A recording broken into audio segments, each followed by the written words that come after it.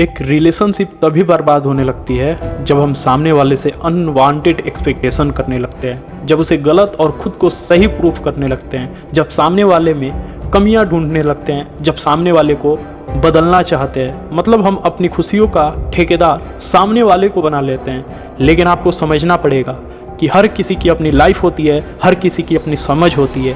कोई अच्छा या बुरा नहीं होता, बस थिंकिंग का फ़र्क होता है। हम सामने वाले को सिर्फ इसलिए छोड़ देते हैं, उससे रिलेशनशिप ख़त्म कर देते हैं क्योंकि हम आर्ग्यूमेंट से बचना चाहते हैं। हम परफेक्ट पार्टनर खोजना चाहते हैं जो सिर्फ हमें समझे और जो सही हो, जबकि हम सही का डेफिनेशन भी नहीं जानते। दोस्तों, सच तो ये है कि कोई ऐसा इंसान है ही नहीं जो सिर्फ अच्छा हो या सिर्फ बुरा।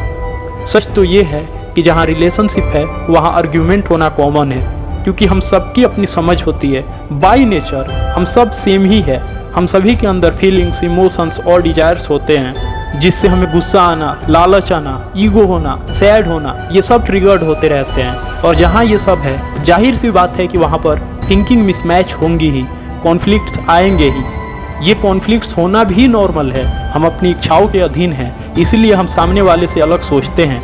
लेकिन इसका मतलब ये बिल्कुल भी नहीं हुआ कि सामने वाला गलत है और आप सही। इसीलिए रिलेशनशिप में जब भी प्रॉब्लम क्रिएट हो उसे समझो। लोग छोटी छोटी आर्ग्यूमेंट्स को लेकर अलग हो जाते हैं। उन्हें लगता है कि अलग हो जाने से उनकी प्रॉब्लम सॉल्व हो जाएगी, जबकि सच तो ये है कि आपको लड़ाई हर जगह मिलेगी, बस वो लड़ाई अलग तरीके की होगी। दोस्त, आइए इसे डीपली समझते हैं। दोस्तों, कई बार हमें हमारे पेरेंट्स के बिहेवियर भी हर्ट करने लगते हैं। कई बार हमारे पेरेंट्स भी हमें बुरा लगने लगते हैं। हम कुछ भी करने जाते हैं या बोलते हैं तो हमारे पेरेंट्स हमें सपोर्ट नहीं करते, बल्कि हमें ग्रो करने से रोकते हैं। हमारे डिसीजंस उन्हें पसंद नहीं आते। कई बार हमारे पेरेंट्स हमें कितना कुछ बोल देते हैं, लेकिन इसका मतलब ये तो नहीं हुआ ना कि वो आपसे प्यार ही नहीं करते। यार, माँ बाप से सच्चे इस दुनिया में ना कोई था ना कोई है। वो बस इसलिए तुम्हारे डिसीजन से एग्री नहीं करते क्योंकि उन्हें उनकी नॉलेज के हिसाब से वो डिसीजन सही नहीं लगती। पेरेंट्स इसीलिए रोकते हैं क्योंकि वो डरते हैं कि आपके साथ कुछ गलत ना हो जाए। इसीलिए आपकी रिस्पॉन्सिबिलिटी बनती है कि आप उन्हें अपनी डिसीजंस को समझाएं, उन्हें बताएं कि आपने वो डिसीजंस क्यों लिया है।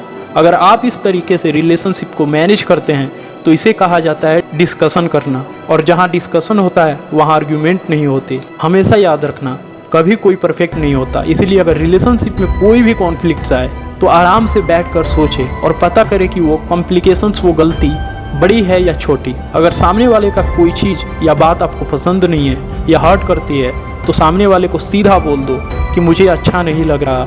आप उससे पूछो कि सामने वाला जो कर रहा है वो क्यों कर रहा है, कहीं उसकी कोई मजबूरी तो नहीं है जो उससे ये काम करवा रही है, और फिर डिसीजन लो। बिना रीजन समझे कोई भी डिसीजन मत लो। अब तक मैंने जो कुछ भी कहा, अगर मैं उसको एक लाइन में बोलूँ तो वो ये है कि अगर बात इम्पोर्टेंट है तो इंसान भूल जाओ, और अगर इंसान इम्पोर्टेंट है तो बात भूल जाओ।